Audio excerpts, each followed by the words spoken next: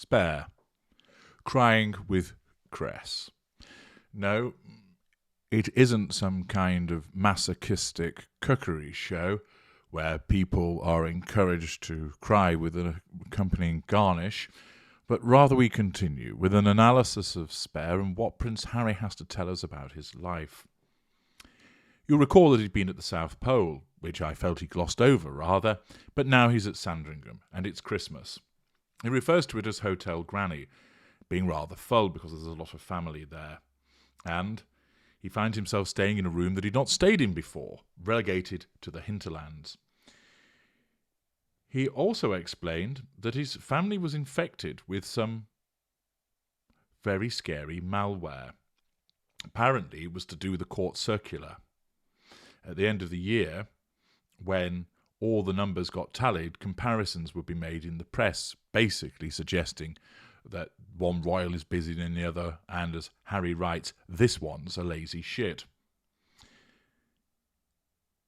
He says that it didn't create feelings of competitiveness that ran in the family, but it amplified them, and that nobody actually spoke about the court circular directly or mentioned it by name, but Harry maintains that it created tension.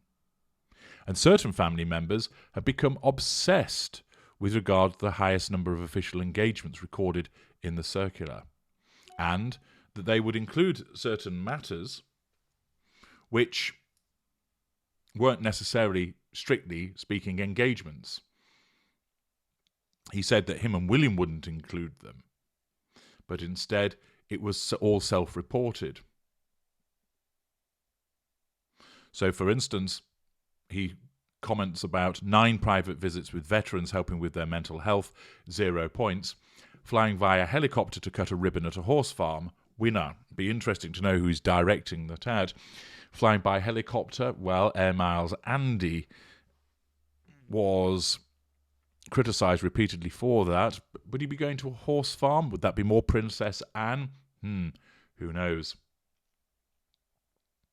He explained, and this is quite interesting, that the court circular was a joke because nobody decided in a vacuum how much work to do. That his grandmother or his father decided by way of how much support money they allocated to the work. Money determined it all. When it came to him and William, his father was the sole decider. He controlled their funds. He explains that possibly the stress associated with this who's doing what in the court circular all comes from the family feeling the tremors of global change, critics about the monarchy being outdated. And therefore, he explained that by Christmas 2013 had rolled around, he was quite content in his back corridor, looking at photos of the South Pole on his iPad, essentially saying, sure, close the monarchy down. Again, I suspect that this is a revision of history, that he's writing this as today Harry rather than how he was at the time, infected, of course, by the views that have been polluted through him by his wife. He then moves on to tell us that he moves out of the Badger set and into Nottingham Cottage, aka Not Cot. Willie and Kate had been living there, but they'd outgrown it. He said it felt good to be in there. And he looked forward to popping in to see William and Kate because they were just across the way from him. Unfortunately, he said it didn't work out that way. They were half a football pitch away, just beyond a stone courtyard, and he could see their nanny pass by all the time with the pram, and he could hear their renovations. And he assumed that they'd have him over any minute now, any day. But day after day, it didn't happen. Harry, have you ever thought about contacting them rather than just sitting there waiting for them to contact you? You know, go and knock on the door, or, I don't know, get one of your remote-controlled cars and write a note on it saying, please, can I come for tea? And then wrap it around it and send it across and bump it repeatedly against the door of your brother's property. And somebody was bound to open it, and then they'll realise that because it's in crayon and badly spelt that it's come from you. And I'm sure they'll invite you over for tea and crumpets. He then indulges in some victimhood by thinking, well, I get it that they're busy, maybe they don't want a third wheel. And he comments that they both liked Cressida. and then he stops, which is rather strange. You think he'd elaborate on what he's talking about, but he doesn't. And all of a sudden, he catapults us to March 2014, telling us about a concert at Wembley Arena. He explains he has a panic attack when he walks on. It's the 10th anniversary of... Oh no, he explains that the last time he'd given a speech here was 10 years after his mother's death. And he explained that he'd been nervous, but it wasn't as bad as it was now. He then staggered off the stage and joined Cress. She apparently saw him and asked him, "Are you all right?" And he explained that somebody tipped off the royal correspondence to where they were sitting, and after 2 years of secretly dating, we were revealed to be a couple. Well, that's not bad going, is it? So, interestingly, he complained so much about the press, but they've managed to date secretly for 2 years. So not as intrusive as he first suggested. Furthermore, what happened to Tweedledum and Tweedledee? Or Tweedledum and Tweedledummer, I think as he called them. Where have they got to? Are they not making his life a misery? Had they not found out that he was secretly dating Cress? No, it would appear not. So his concerns about the press seem to have largely been abated for 2 years. Though he doesn't say that, we have to work it out, of course. He explained that it should have been big news. There'd been photographs skiing in Verbier.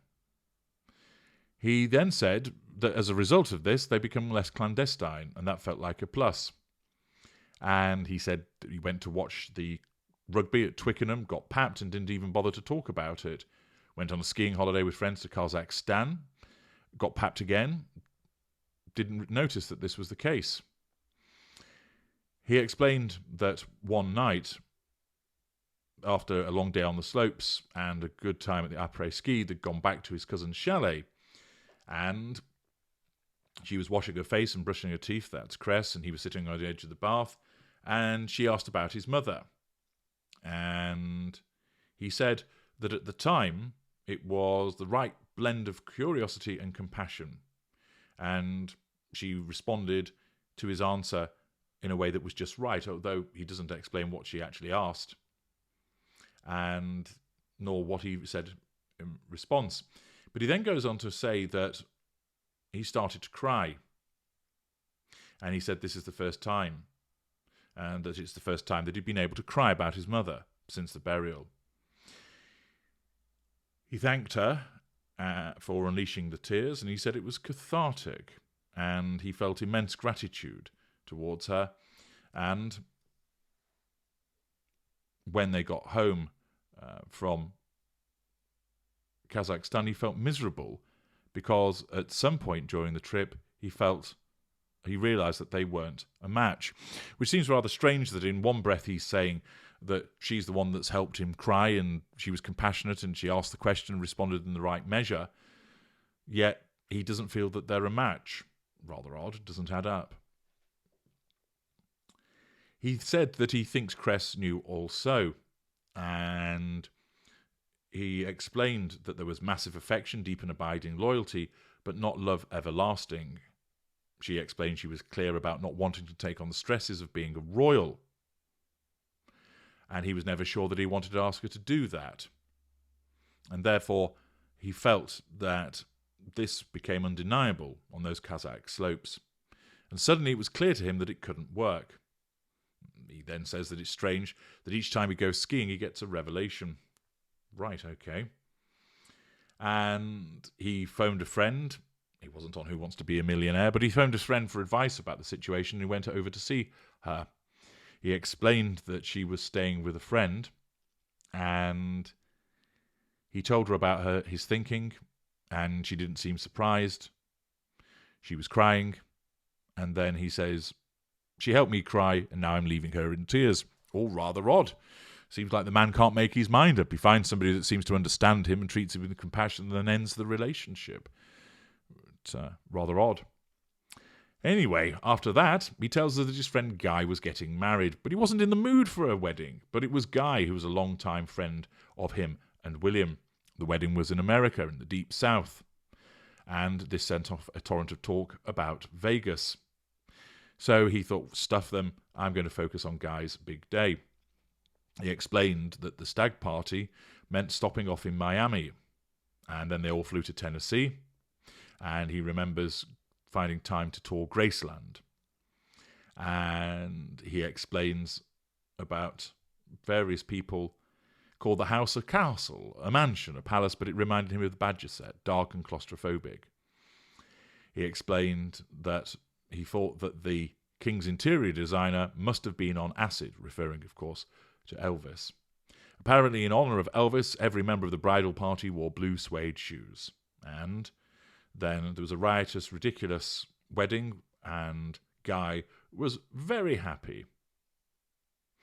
He explained that he and his bride were the stars of the show, and he was very happy to see them as a happy couple. And then he was wondering when it might be his turn, which, of course, is hardly a surprise when you're attending a wedding that somebody's mind turned towards the question of marriage. So he's kiboshed once again the relationship with Cress. But what awaits for him next? Well, apparently we're back to talking about the press. Join me there.